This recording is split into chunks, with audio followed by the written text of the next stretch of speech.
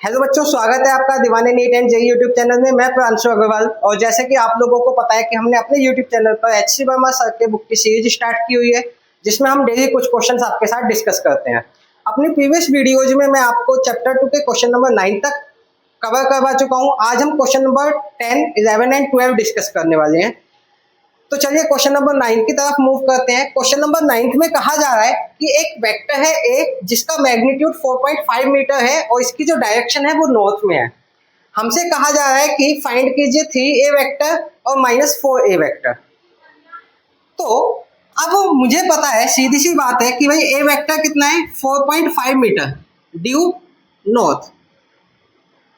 मुझे फाइंड क्या करना है, 3a वेक्टर। तो मैं क्या करूं, बोथ साइड 3 से मल्टीप्लाई कर दूं।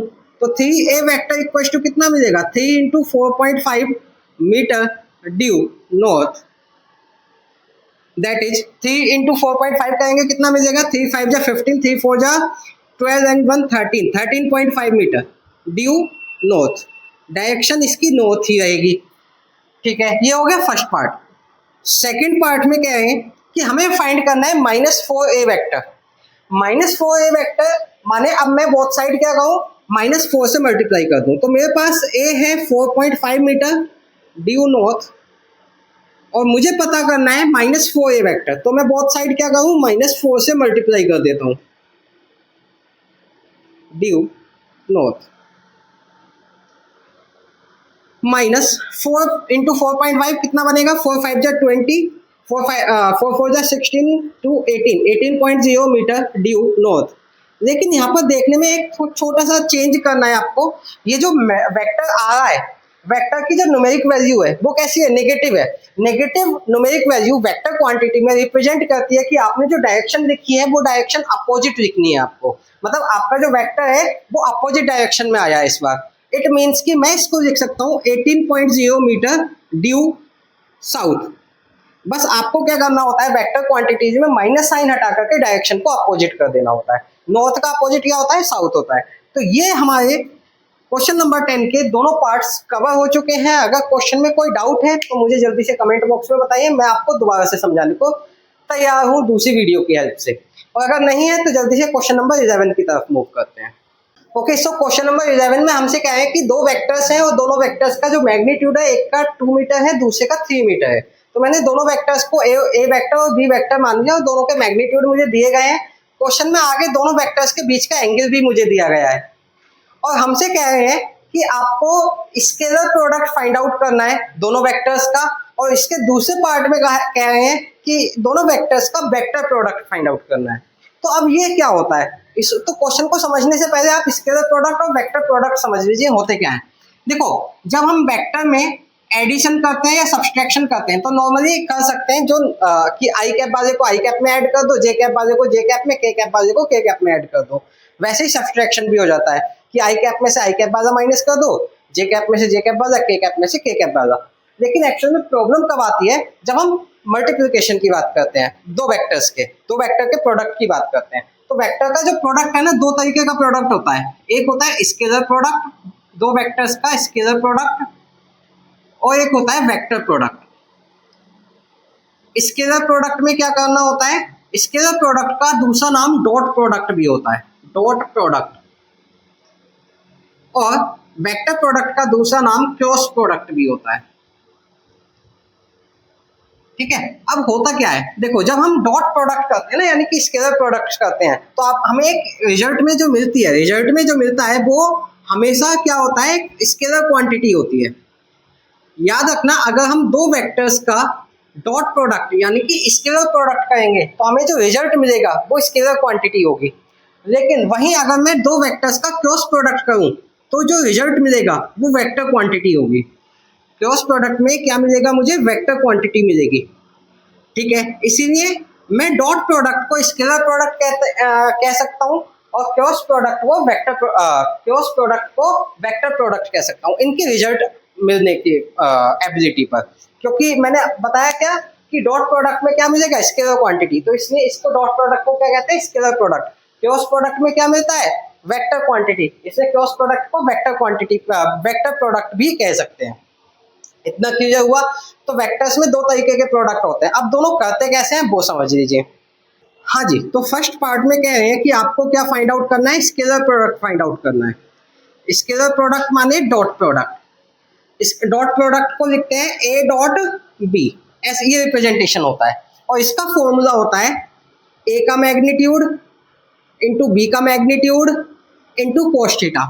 ये फॉर्मूला कब अप्लाई करते हैं हम डॉट प्रोडक्ट करने के लिए, जब हमें दो वेक्टर्स का मैग्नीट्यूड और एंगल दिया होता है।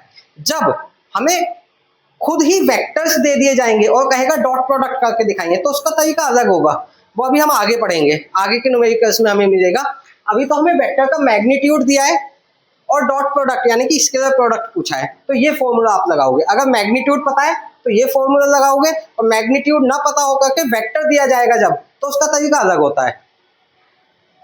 तो डॉट प्रोडक्ट का फॉर्मूला क्या बताया मैंने, ए का मैग्नीट्यूड इंटू बी का मैग्नीट्यूड इंटू कोस थीटा। इसको शॉर्ट में ए बी कोस थीटा भी लिख सकते हैं, है ना। कई बार बुक में आपको ए बी कोस थीटा लिखा हुआ मिलेगा। ए के मैग्नीट्यूड को सिंपली ए लिख देते हैं, बी के मैग्नीट्यूड को सिंपली बी लिख देते हैं, ठीक है। तो ए का मैग्नीट्यूड कितना है 2, बी का मैग्नीट्यूड कितना है 3, और cos 60, cos 60 की वैल्यू 1/2, 2 से 2 कैंसिल, कितना मिला 3 आंसर, ठीक है। तो डॉट प्रोडक्ट कितना मिला हमें 3। क्लियर हुई बात। चलिए, वहीं हमसे सेकंड पार्ट में कह रहे हैं, सेकंड पार्ट में कह रहे हैं कि क्रॉस प्रोडक्ट यानी कि वेक्टर प्रोडक्ट बताइए। तो ए क्रॉस बी, क्रॉस में फॉर्मूला थोड़ा सा चेंज हो जाता है। क्या होता है, A magnitude into B magnitude into sine theta. याद रखेंगे डॉट में क्या आता है, cos थीटा आता है, और क्रॉस में क्या आता है यानी कि वेक्टर प्रोडक्ट में क्या आता है, साइन थीटा आता है। तो ए का मैग्नीट्यूड 2, बी का मैग्नीट्यूड 3, और sine theta that is sine 60। और साइन 60 की वैल्यू क्या होती है, √3/2, 2 से 2 कैंसिल, कितना आंसर मिला √3 आंसर। तो मुझे लगता है क्वेश्चन नंबर 11 भी आपको कंप्लीटली समझ आ गया होगा। बहुत इजी क्वेश्चन है, क्वेश्चन में कोई प्रॉब्लम ही नहीं है इसमें, ठीक है। सीधे फॉर्मूला लगाओ, सीधे आंसर मिल जाए। चलिए, इसी के साथ क्वेश्चन नंबर 12 की तरफ मूव करते हैं।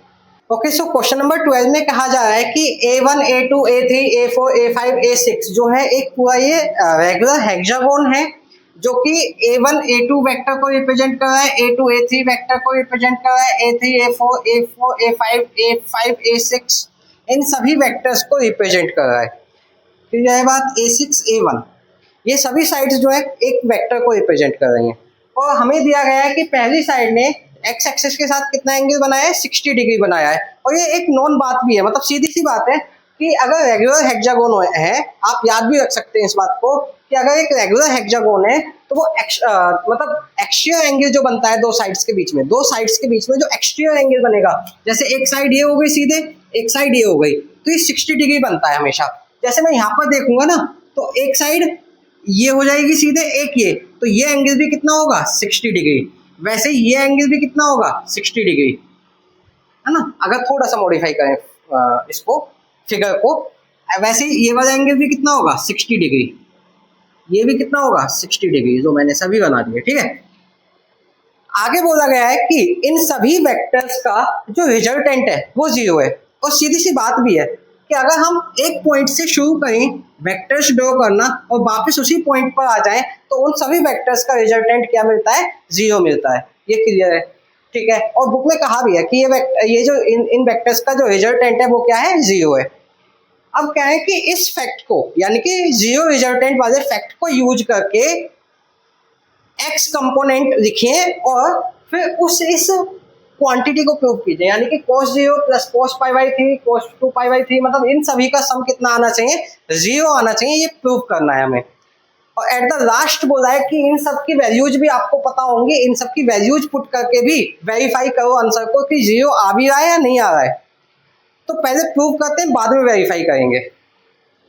चलिए देखो, हर एक वेक्टर है और हर एक वेक्टर जो है ना वो इक्वल, मतलब रेगुलर हेक्सागोन है। रेगुलर हेक्सागोन का मतलब क्या होता है कि सभी साइड्स इक्वल होना, यानी कि यहाँ पर जितने भी वेक्टर्स रिप्रेजेंट कर रहे हैं सभी का मैग्नीट्यूड इक्वल है, सभी का मैग्नीट्यूड इक्वल है। तो मैं सभी के मैग्नीट्यूड को कितना मान लूँ, ए मान लेता हूँ। सभी मैग्नीट्यूड्स कितने हैं, ए, ठीक है। मैं सबको नहीं लिख रहा, फिगर में थोड़ा कंजेस्टेड हो जाएगा। आप समझ रहे हैं कि सभी वेक्टर्स का जो मैग्नीट्यूड होगा वो कितना होगा, ए होगा। रीजन क्या है ऐसा मानने के पीछे, क्योंकि बुक में कहा गया है कि ये रेगुलर हेक्सागोन है। रेगुलर हेक्सागोन की सभी साइड्स इक्वल होती हैं और सभी साइड्स इक्वल है तो सभी वेक्टर्स का मैग्नीट्यूड कैसा होगा, इक्वल होगा, है ना, क्योंकि साइड्स ही तो मैग्नीट्यूड को रिप्रेजेंट करती हैं। क्लियर हुई बात। चलिए, तो अगर मैं बात करूं a1 a2 वेक्टर की, a1 a2 वेक्टर की और इसका x कंपोनेंट लिखूं, तो देखो a1 a2 पूरा ही वेक्टर x एक्सिस में है, तो इसका x कंपोनेंट तो खुद के इक्वल हो जाएगा। तो a1 a2 का जो x कंपोनेंट होगा वो किसके इक्वल होगा, a के इक्वल, क्योंकि खुद के मैग्नीट्यूड के इक्वल होगा। अब मैं अगर a2 a3 का x कंपोनेंट लिखूं, a2 a3, तो a2 a3 ने x एक्सिस के साथ कितना एंगल बनाया है, 60 डिग्री। तो कितना कंपोनेंट होगा, a cos 60 होगा या नहीं होगा। अब a3 a4 की बात करूं, अच्छा अगर मैं यहां पर चाहूं तो ऐसा भी लिख सकता हूं, क्योंकि a1 a2 और x एक्सिस के बीच में कितना एंगल है, 0, तो कंपोनेंट लिखते समय एंगल भी लिखा जाता है, तो a cos 0 भी लिख सकता हूं, क्योंकि लास्ट में मुझे cos 0 भी चाहिए होगा। समझ गए, ठीक है। a3 a4, a3 a4, अगर मैं a3 a4 की बात करूं तो x एक्सिस इस तरीके से होगी, और अगर ये एंगल 60 है तो ये भी 60 होगा, तो a3 a4 और x एक्सिस के बीच में कितना एंगल बनेगा, 120 डिग्री बनेगा या नहीं बनेगा। देखो ये x एक्सिस होगी, पैरेलल है, तो इसको भी x एक्सिस मान सकते हैं। x एक्सिस a3 a4 कितना एंगल बन रहा है टोटल, 120, 60a और 60a। तो a3 a4 का अगर x कंपोनेंट लिखें तो कितना आएगा, a इंटू कॉस 120। वैसे ही a4 a5 का देखेंगे। अब एक चीज समझ आ रही है मुझे कि जैसे जैसे मैं आगे बढ़ता जा रहा हूँ एंगल कितने से इंक्रीज हो रहा है, 60 डिग्री से। अब a3 a4 a5 में एंगल कितना इंक्रीज होगा, 60 डिग्री। भाई अभी कितना बनना था, 120, आगे जाके 60 और इंक्रीज हो गया, तो कितना बनेगा, 180। तो a cos 180। वैसे भी आप देख सकते हो x एक्सिस इधर है, a4 a5 इधर है, तो दोनों के बीच में अपोजिट है, मतलब 180 का एंगल बन रहा होगा। a5 a6 की बात करूं, अगर मैं x कंपोनेंट लिख रहा हूं मैं इन सबका, ठीक है।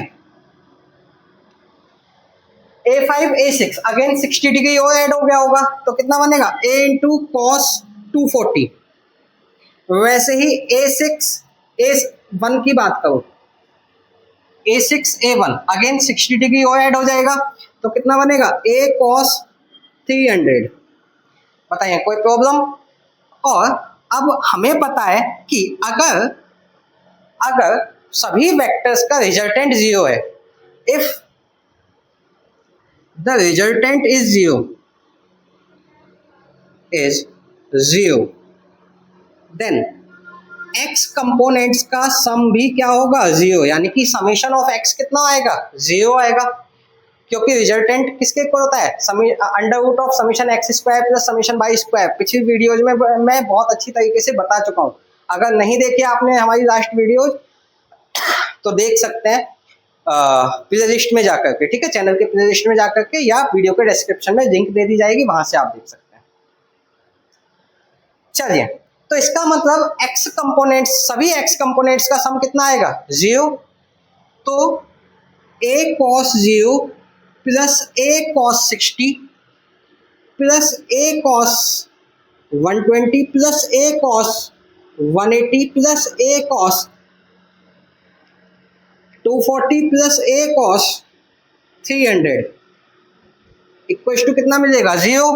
a कॉमन लेके 0 के डिवाइड में चला जाएगा, मतलब कितना रहेगा, 0। तो कह सकते हैं एक cos 0 cos 60 cos 120 cos 180 cos 240 cos 300 equal to 0।